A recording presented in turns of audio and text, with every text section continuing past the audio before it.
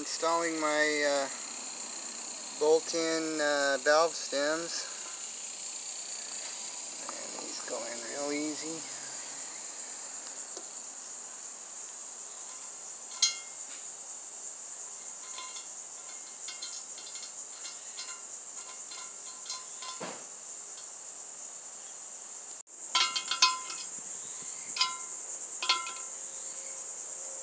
Alright, been using a little bit of this silver Pour 15 paint and brushed a second coat onto these wheels.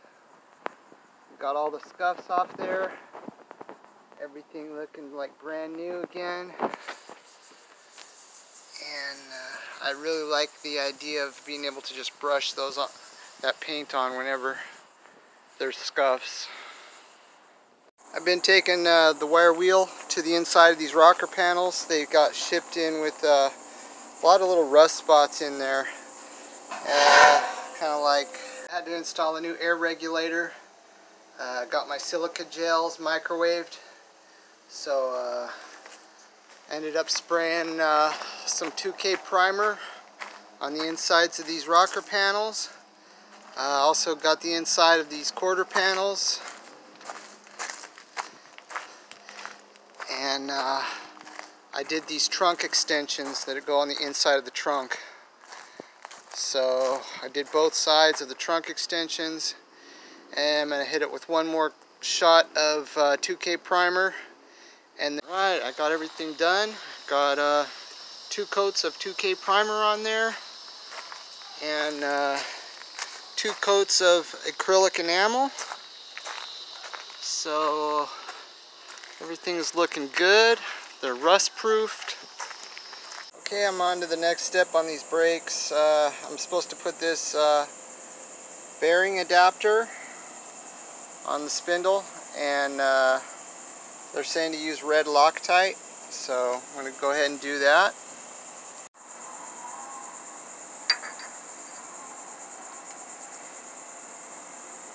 Okay, these don't go on very easily at all, so I had to use that hammer and then pound one side, pound the other side, and it didn't seem to be moving at all, but finally it snapped on there. So I got that one on.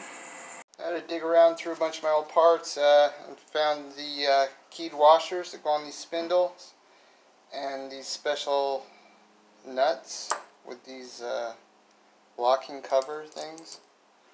So I got those cleaned up, ready to go. Okay, I got this thing nice packed with grease and spun it around as good as I could. Put a little bit of grease on the inside there. Go ahead and drop that in. Alright, I got this bearing packed with grease. They want the rubber on the outside. So this goes in like that.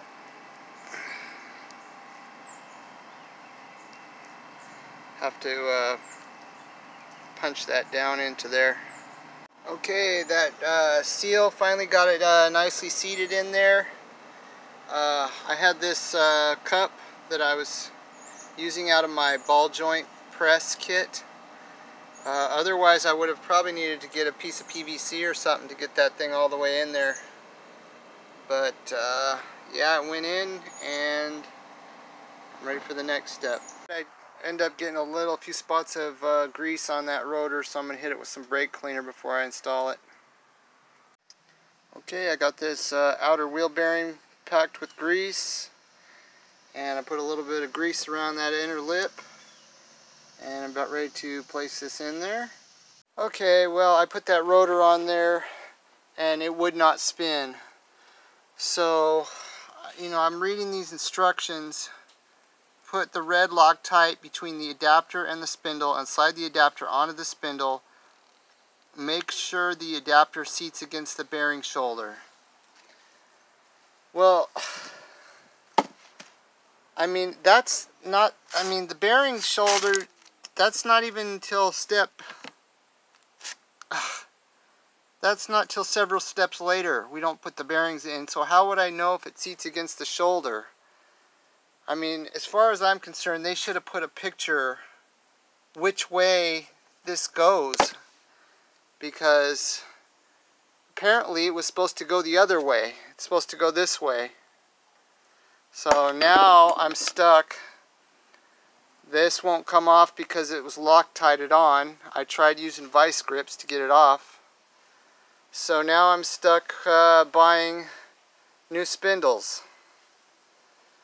So, you know, this instructions suck. And now I have to call this guy and get a new adapter and pay $150 for a new spindle set. And take all this whole thing down, apart, just to get that new spindle in there. So, I mean, I guess you could say it's my fault in some way, but not really. I'm just following the instructions. And this, it looked like it would be the way to go on, because it fits over, it fits perfectly on there that way, so it seems like that would be the way to put it on. How would I know to put it on this way if it's not in the instructions? I went in the house and watched a video, and apparently this is the correct direction for that to go on. I think what the problem is these bolt heads are supposed to be on this side and the nuts are supposed to be on this side. So that's what the holdup is. I did mark this up a little bit, but it shouldn't be a problem. I can clean that up. So I think I'm good to go. I tried texting that guy Roger, and I tried calling him straight to voicemail, and nothing, no return on the text. So I think if there's a problem, you're SOL with that guy. Okay, I got those bolts taken out, putting on the wrong way. Used my air tool, my air ratchet. Made quick work of that. Now I'm just, I've got the rotor on there. I've got that outer wheel bearing in there. I've got the keyed washer. And I'm putting on the spindle nut.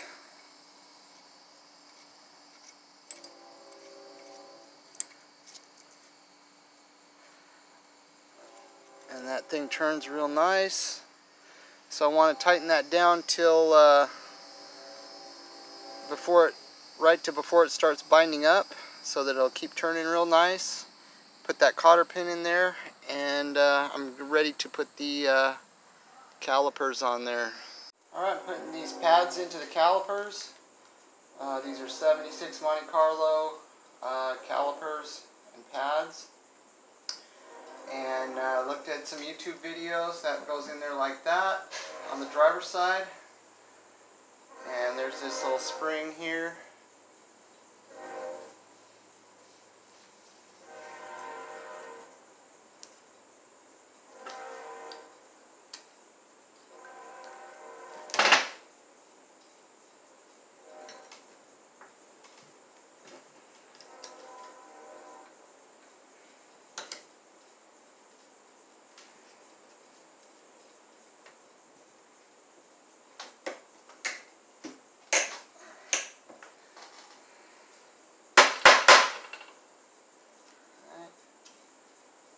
That looks good.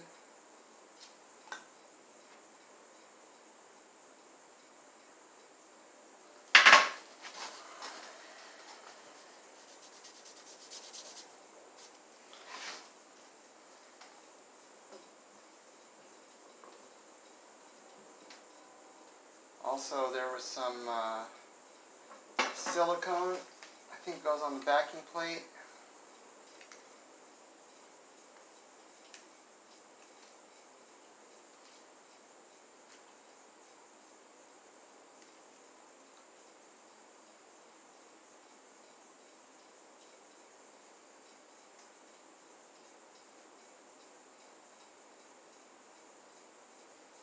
Not sure exactly where, but hopefully this is right.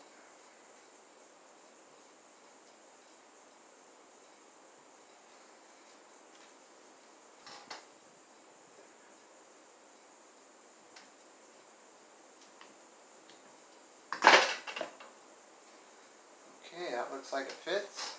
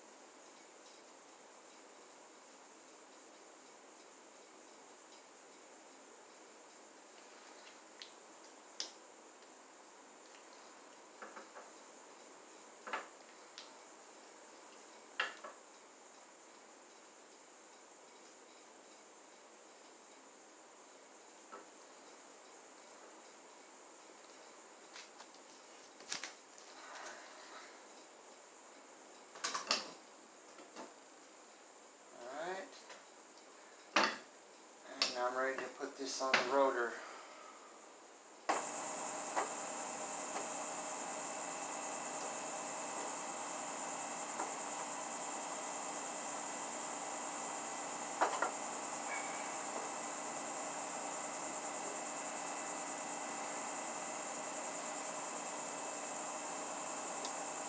Okay, I've got these crush washers.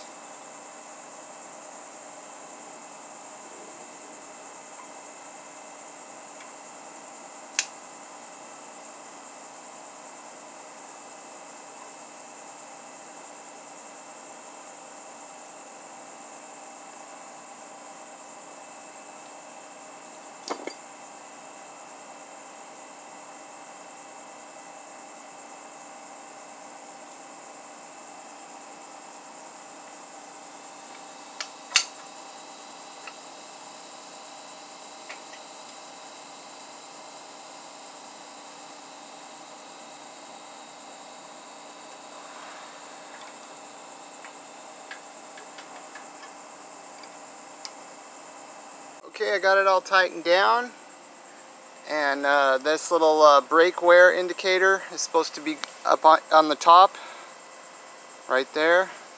So that's correct. This is the driver's side,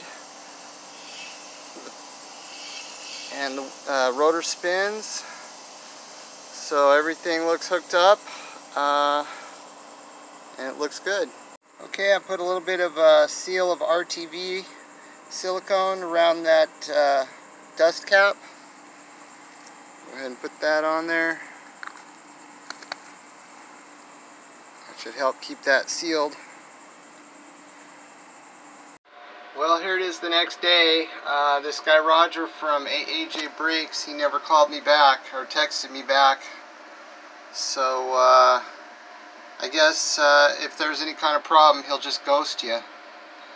I mean, that's kind of disappointing. I had called him before the sale, and man, he was ready to chew my ear off. You know, he acted like he was my best friend, super friendly, you know, getting all personal with me. And you know, that's why I bought from this guy. I thought, well, this guy's gonna be cool. I mean, if I have questions, I can call him. He'll be there after the sale. He's more personable. But then, you know, when there seemed to be a problem, he's gone. He won't even call you back. You know, if I had actually put that adapter on backwards with Loctite, I would have had to buy new spindles. So that would have been 150 bucks for new spindles. And then all I would have needed from him are these little adapters. And, you know, I would have paid for those.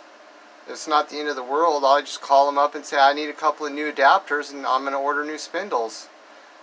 But I guess he would rather just not call people back. So that's the way it goes.